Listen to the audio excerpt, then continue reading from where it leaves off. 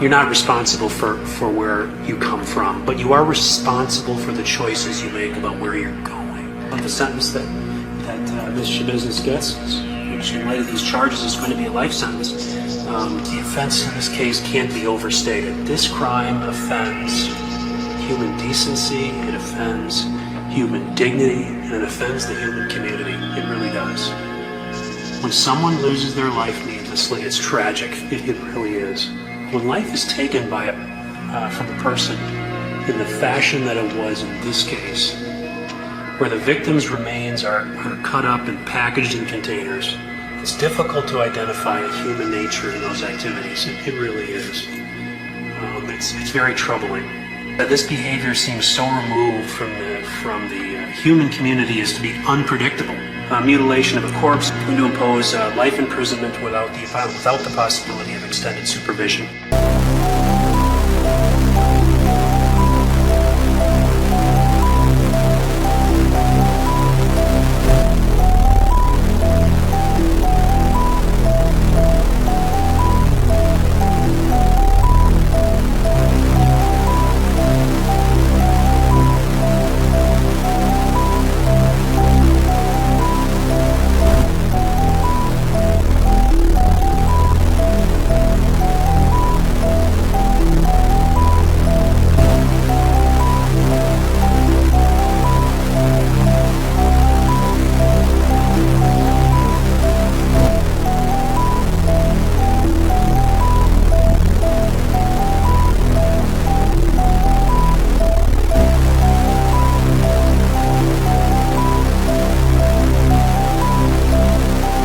In Los Angeles today, the man police call the Night Stalker was formally charged with one of the 16 murders authorities claim he has committed.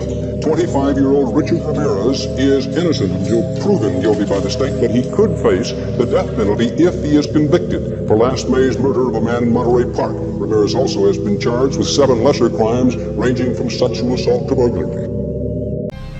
If you can stay in the community, receive your treatment in the community, with your family around you, your usual friends, then this all adds to the speed of recovery from the illness. Can you stand where it's convenient for you?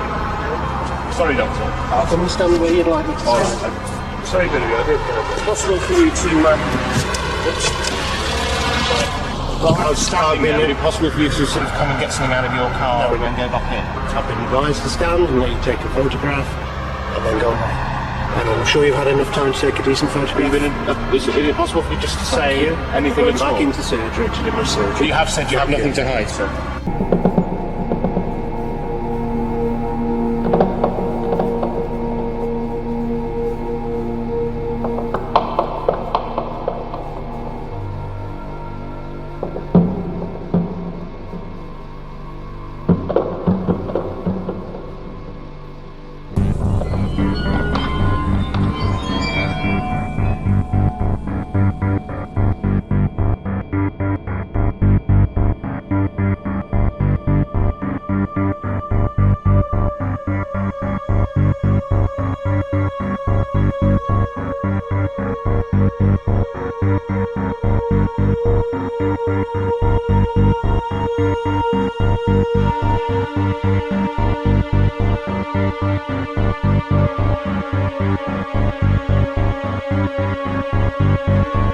Agree upon one Margaret Bowman, guilty as charged, so say we all, with all three tremble former.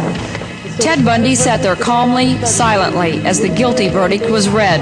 The jury had taken 6 hours to decide that the former law student was guilty of the strangulation murders of 2 Florida co-eds and guilty of the attempted murder of 3 other young women. Minutes before the verdict was returned, Bundy told ABC News in a telephone interview that he was prepared for the worst. Ted, are you prepared for a guilty verdict? Yes, I think so. It's never happened to me like quite this way before. I've never been convicted of murder before, and I hope and pray I won't be. But if it happens, then I'll just have to work with it. The jury will now return on Saturday to make their recommendation as to whether Ted Bundy should be sent to the electric chair.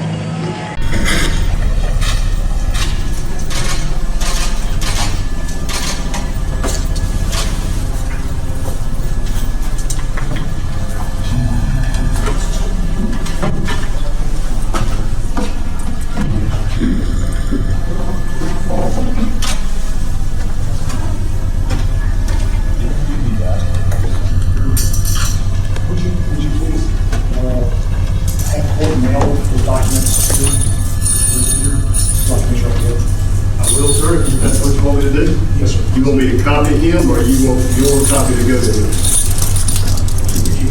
I'll copy him. We'll do that.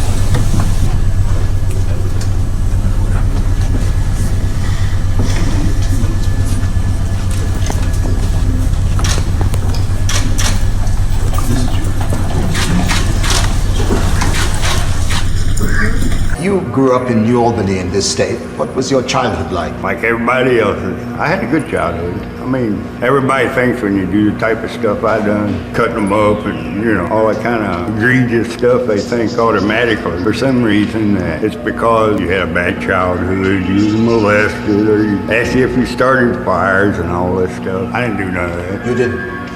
No. The first woman you killed was Karen Hodella, 44-year-old woman who you'd never met. Why did you kill her? It felt like it. I don't know. I mean, I didn't have to have a reason. And then you killed somebody who was a friend of your family, your mother's friend. Yeah. Christine Wittis. She caught me cutting up another one, so, and then she told me she was going to call the police. How did you kill her? Strangle her. You have no humanity. I don't think I do. You have no remorse at all about any of the people you murdered. It just don't seem to affect me. I mean, I could kill a person and just go out to dinner. I don't care. Day trippers, holiday makers, and tourists, young and old, massacred by a lone gunman. When the gunfire stopped, 35 people were dead, 23 injured. A man approached me and said, "Is your license plate KAD-032?" And I said yes, and he introduced himself as Officer Roseland. And he said that someone had been caught trying to break into my car. And then this is where we came out of right here and walked through this parking lot. I told him there was nothing missing, and he asked me if I would come with him over to the substation because they were holding the man that had tried to break into my car. That's where he said the substation was. At that time, if I could see a badge or some kind of identification, and he promptly just flipped out his wallet and showed me a badge. I thought it was a little strange, but I just thought, maybe he's off duty, undercover. It occurred to me, that he wasn't who he said he was. They are the women in black, admirers of Richard Ramirez. Why were you in the courtroom today? I just wanted to see what he looked like. I think he's cute. Everyone makes him look so bad, but I know that he's a nice person because I've met him, and I know. He's convicted of 13 murders. I know. But he's really a nice guy. It's very out of the usual. It's very out of the norm to be able to do that for a certain amount of time and length, a period of time, and get away with it. Especially the outrageousness of it, the kind of murders that he did. I went to go visit him. I asked him, I said, how many other girls did you? I want to know. And he kind of laughed and said, there's 2, but I already know them, and I've known them for a while, and they're just like acquaintances, and, kind of, made me think that, and believe like I was like the only one that he liked that was visiting him. Now, what prompted you to go to the synagogue that day and kill Gerald Gordon? Well, just a misguided, misguided sense of right and wrong. I thought I was actually doing the right thing, but I just was waiting for people to come out during the services, and when I did see some people, I began firing on them. Did you realize you had hit somebody? I didn't actually see the guy being hit, but I saw the reaction of somebody else who was standing next to him, and then I fired some other shells, several other bullets randomly in that direction, Other bullets that I had, I knew I'd hit one guy. I planned to use all the bullets and hit several others,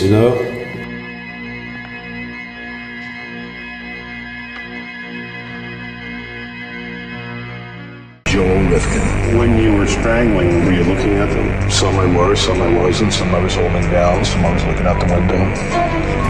Some I was just standing off into space.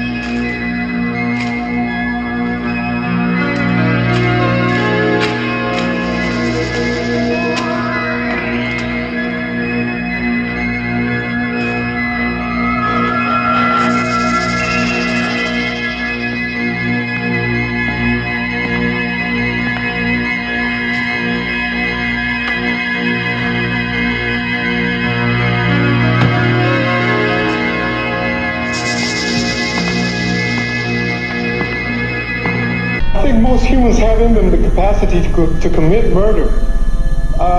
It is not because... No, we don't, Richard.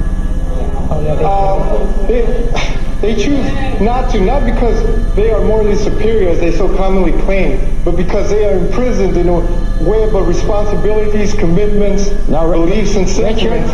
Richard. And that would render murder an absurd gamble or ridiculous self-destruction. Gennaro. I do not know how to spell that, but it is with a G. Okay, and then how did you murder him? With a gun. I shot him in the head twice. Shot once, missed. Shot a second time, hit. I hurt him brutally. I'm not sure if that was a physiological or physical process after death, but I thought that he might have still lived through that somehow, because he was gurgling, so I shot him again and then shoved him down in the ditch. Trying to cover it, admittedly not well, with leaves, dirts, and stick. Then I walked away. Why did you do it? I don't know why. Okay. That she knew the code to his garage, 0187. And so she knew the code to the garage, and she indicated that that's how she came in. She didn't knock on the front door, she didn't go out through the back and peep through the sliding glass doors like she'd done before. She actually walked in. There's no indication that Mr. Alexander came to the door. And this was sometime after 4 o'clock in the morning. And as she came in, one of the things that's telling about what happened is that she said, I came in and I stood by the door and I watched him. And I watched him for 30, 45 seconds. Who does that? Who comes in and stands there? Someone with some sort of stalking behavior in their past? Someone who's riding there unannounced? Someone who is there to surprise Mr. Alexander? I was 16 years old and John was about 33 or 34 at the time, and he put the cuff on the other wrist, but I was fighting and struggling in such a way that he did not get it on very securely. He went into the other room and I pulled as hard as I could, scraped all the skin off my knuckles, but I pulled my hand out of the cuff. He walked back into the room, and the thing that was probably the lifesaver is I kept my hand behind my back so it appeared like I was still cuffed. He walked to my side and pretty much I just grabbed both of his legs and did a good double leg takedown on him, wrestling move, and he went down to the floor and I cuffed him. I think that shocked the hell out of him. And he says, you're the only one that not only got out of the handcuffs, you got them on me. I didn't ever want freedom. Frankly, I wanted death for myself. This was a case to tell the world that I did what I did not for reasons of hate. I hated no one.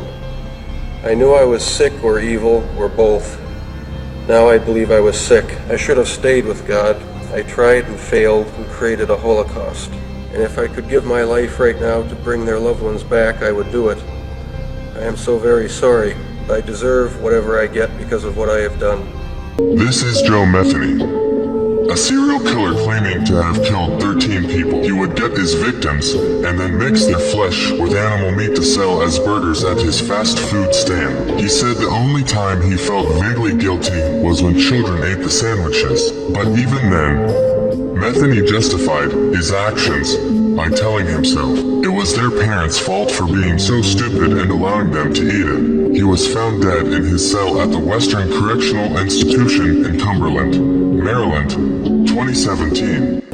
114 stab wounds, 49 defensive wounds, 35 wounds to the head and neck, 29 to the back and shoulder, and 6 fatal wounds. The autopsy photos in this particular case were particularly difficult. The 49 defensive wounds indicate that Tristan Bailey was conscious, she was aware, and that she was doing everything she could to fend off this attack. She suffered a painful, horrifying death from someone that she trusted. Her screams were most likely stifled by her own suffocating lungs. He lured her into a secluded place in the woods near his home. There was a heightened level of premeditation in this case. He told his best friend that he wanted to kill someone to see what it felt like, and he wanted to watch them bleed out. I sentence you to life in prison.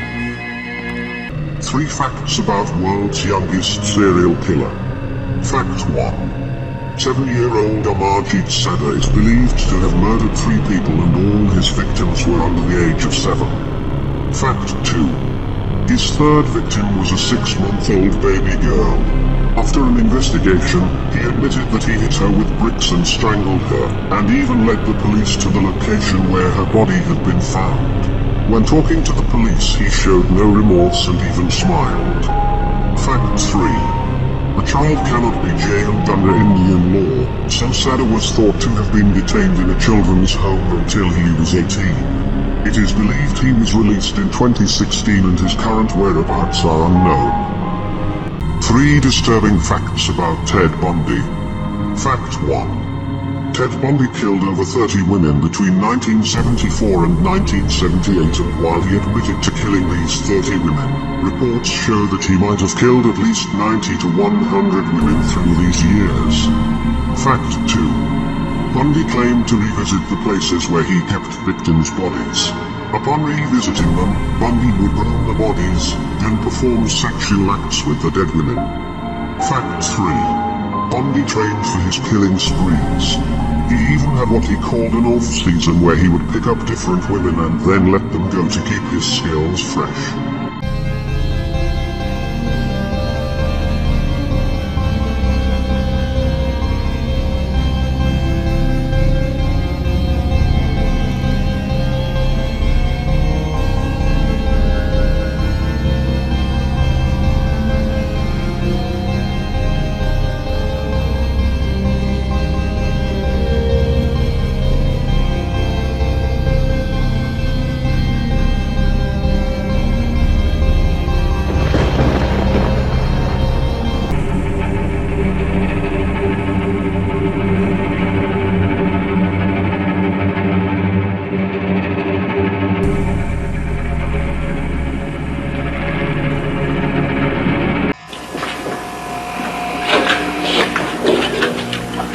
What do we have here, Ken? Let's see. You always say an indictment, all right? Why don't you read it to me? You're up for election, aren't you? Mr. Bundy got it, didn't you? Mr. Bundy? You told me that you were going to get me. You said he was going to get me, okay? You've got the indictment. It's all you're going to get. Let's read it. Let's go. Theodore Robert Bundy, you are charged, indictment, 2 counts burglary, 2 counts murder in the first degree, 3 counts attempted murder in the first degree. Design or intent to effect the death of said Lisa Levy. My chance to talk to the press. Contrary to section 78204 Florida statute. I'll plead not guilty right now. And your grant. He strangled both of those women. Chief Assistant Prosecutor Mark Pietmeyer traveled to Los Angeles 2 weeks ago to interview Little as he serves 3 life sentences for other murders in California. To him, strangulation was sex, and he said, how could you tell a man not to have intercourse with a woman? Well, that's like telling me not to strangle people. I mean, that's the way he looked at it. That's how bizarre this person is. Little has told investigators across the country he has killed more than 93 women over the past several decades. Originally, he grew up in Lorain near Cleveland. Today, he turns 79 years old. I'm just happy he's locked up. He's a dangerous individual. Like, he shouldn't be on the streets at all. I don't even know why they released him. And moments led down to after we had Chipotle, he told me he wanted to go to the park and get something. I pulled up in the park, didn't even pull all the way in the park, and it was raining. And out of nowhere, he just snapped because I told him, like, I have to go, you know. So when he snapped, what did he do? He choked me. Like, I still have the mark here to this day from him sticking his thumbs, like his thumbs so far in my throat. He was trying to kill me. He repeatedly kept saying, I'm gonna kill you, I'm gonna kill you, I'm gonna kill you. He's a dangerous, sick individual. When he tried to do what he do to me, I couldn't imagine what Miss Samantha went through. Like, he is just a sick individual. He didn't never seem like that type of guy. He was never that guy. He knows how to, I guess he knows how to play his cards. Like, it's just sick. Serial killer Jeffrey Dahmer, the Milwaukee cannibal. Jeffrey Dahmer, born on May 21st, 1960, was an American serial killer and cannibal. From an early age, Dahmer was fascinated by dead animals. He kept animal bones as toys. He killed 17 young men between 1978 and 1991. At the age of 18, he committed his first murder. Dahmer picked up a hitchhiker and lured him to his house. He dissolved the body and flushed it through the toilet. A victim escaped Dahmer's apartment in 1991 and informed the police. The officers found gruesome photographs and several body parts in Dahmer's apartment. They arrested him. Dahmer was sentenced to 16 terms of life imprisonment on February 17, 1992. Anthony Tangredi could barely speak after hearing the wrenching details of his mother's murder when he was a little boy. She was strangled, her skull shattered. And you thought they would never catch the killer? I gave up hope a long time ago. But now, a day he thought would never come. The trial of her accused killer, John Bitrolf, a Manorville carpenter, a married father of two, plucked from an ordinary life when his DNA matched two cold murder cases. 30-year-old Rita Tangredi and 20-year-old Colleen McNamee, both prostitutes killed in 1993. For 3 years, Bitrolf has maintained his innocence from jail. Trusting neighbors were stunned. Always helped everybody. It's just unbelievable. Nobody can believe it. He's like the mayor of this town. He knows everybody. He helps everybody out. But prosecutors say DNA in this case is witness to the truth. It happens. We don't know everything of the dark side of people's lives. Samuel Little was claimed to have killed 90 women across the country. Now, police have charged him with 4 counts of aggravated murder, 6 counts of kidnapping in Cuyahoga County. These charges stem from the 1984 and 1991 murders of 2 Cleveland women. Little is currently serving a life sentence in Texas.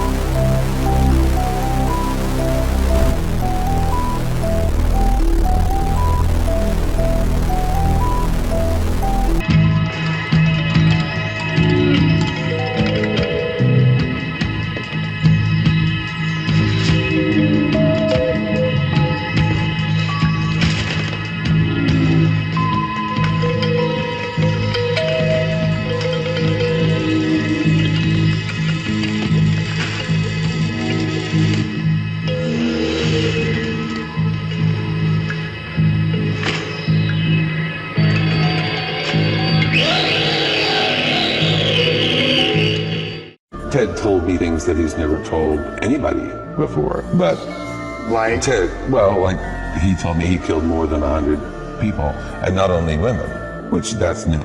That's never been done. You're the first person I've ever told that. But it's in my book. And more his victims. One.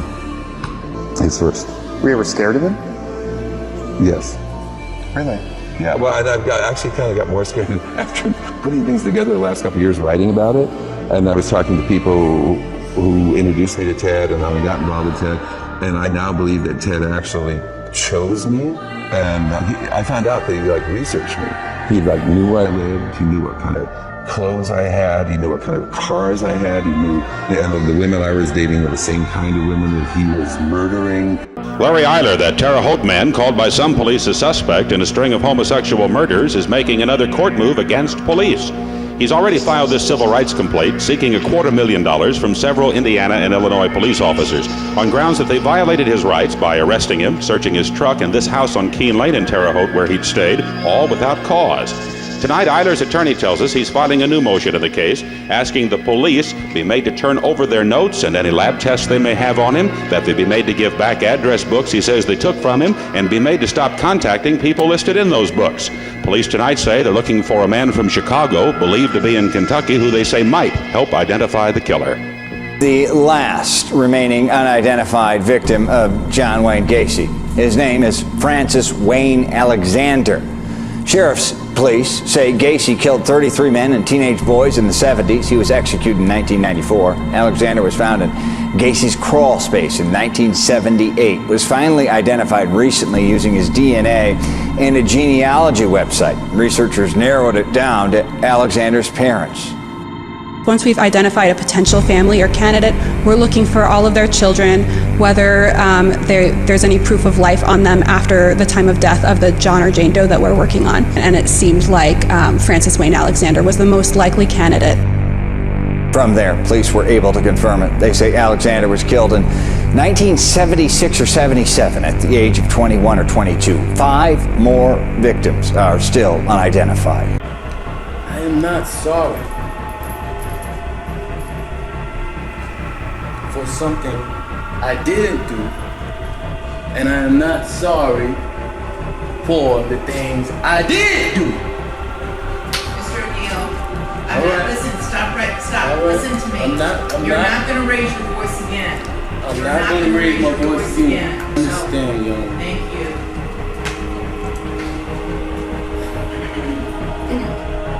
But I will say, I'm sorry for your loss. He stabbed his girlfriend 38 times in front of her 2 children. Her screams haunt them forever. Her name was Deborah. Danilo was Deborah's neighbor, and he seemed like a nice guy. But over time, he got more violent and jealous, and when he drank, he became a different person. He murdered a friend of his who owed him money. He fled from authorities, surviving in the Brazilian jungle, until he flew to America. And it was here where he met Deborah. When she found out that he was wanted for homicide in Brazil, she threatened to turn him in to authorities. Enraged, he tragically took her life. He was sentenced to life in prison without parole. Danilo began to plot ways of how he could escape the prison. He successfully managed to do this by crab walking up a wall, pushed through and climbed over razor wire, jumped off the roof, and ran in a southern direction. Proud to announce, subject is in custody. Yesterday was a victory, because now this dangerous individual is no longer on the run. In Cleveland, Ohio for a sentencing hearing. 44-year-old Thomas Knuff has been convicted of 2 counts of aggravated murder, grand theft, gross abuse of a corpse, and other charges. Knuff stabbed John 15 times and Regina 6 times. Afterwards, he rolled them in blankets, covered the bodies with trash bags, and left. In the end, the judge agreed with the jury's recommendation and sentenced Knuff to death. There were lots of pellets recovered in the left shoulder area, and from there, the kind of just went across the top of the left shoulder, and then went into the left side of the neck and face. Okay, and from there, it's sparing his face, it's going behind the face, it went through the base of the skull, and this wound, actually, his brain was ejected out of the top of the right side of his head, and actually arrived at the autopsy in a separate bucket. So the force of this wound actually pushed the brain out of his head. It was only just a small piece of brain remaining, and that's the brain stem that was attached to the spinal cord.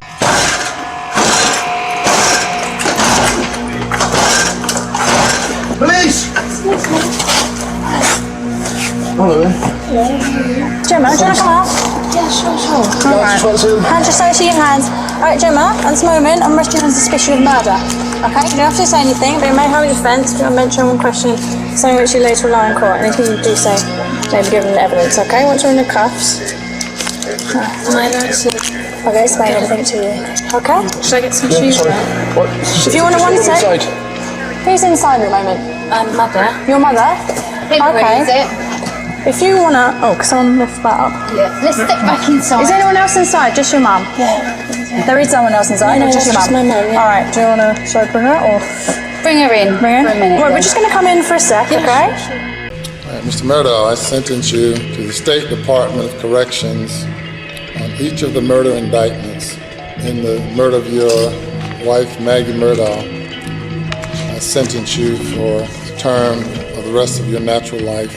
For the murder of Paul Murdaugh, I sentence you to prison for the rest of your natural life. Those sentences will run consecutive.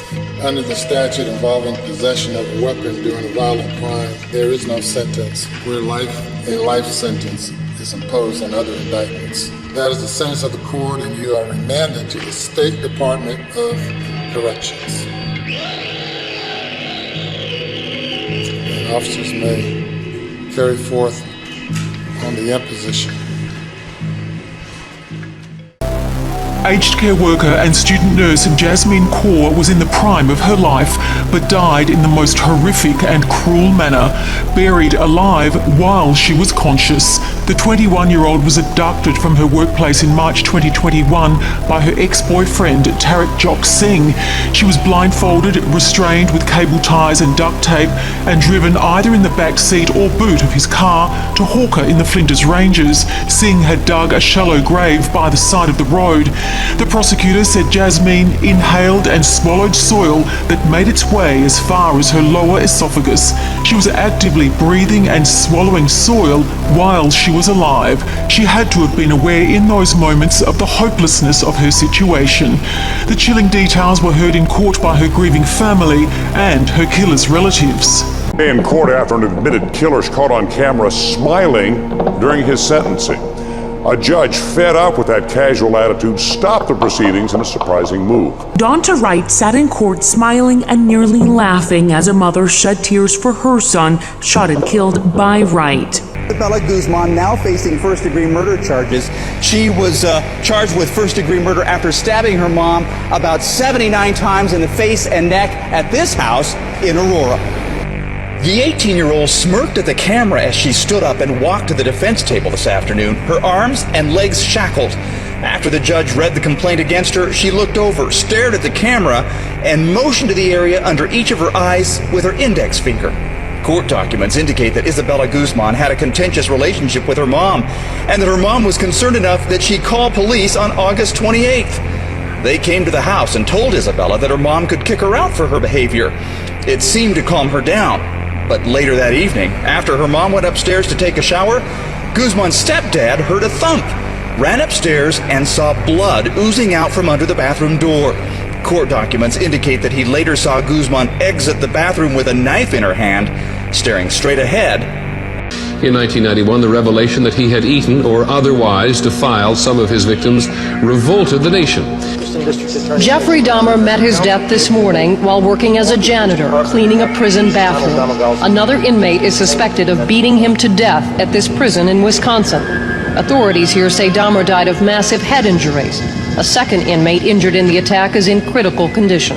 What was found at the scene was a bloody broom handle. That's all I know. To many, including Dahmer's own attorney, it comes as little surprise. I wasn't shocked because I thought that Jeffrey Dahmer would end up this way.